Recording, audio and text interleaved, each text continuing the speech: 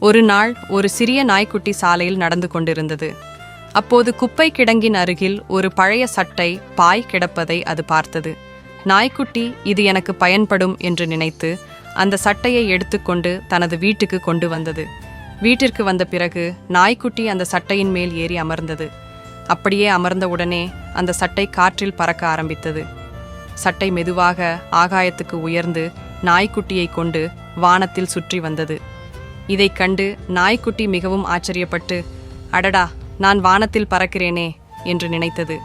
அதே நேரத்தில் அருகில் வசிக்கும் ஒரு கணவன் மனைவி இதை பார்த்தார்கள். அவர்கள் மிகவும் ஆச்சரியப்பட்டார்கள்.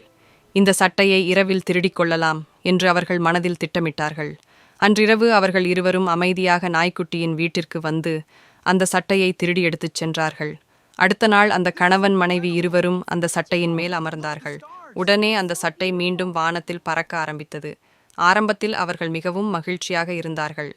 ஆனால் சில நேரம் கழித்து அந்த சட்டையை எப்படி நிறுத்துவது என்று அவர்களுக்கு தெரியவில்லை. திடீரென்று அவர்கள் சமநிலை இழந்து வானிலிருந்து கீழே விழ ஆரம்பித்தார்கள். விழும்போது அவர்கள் சத்தமாக, நாய்க்குட்டியே, எங்களை காப்பாற்று என்று கத்தினார்கள்.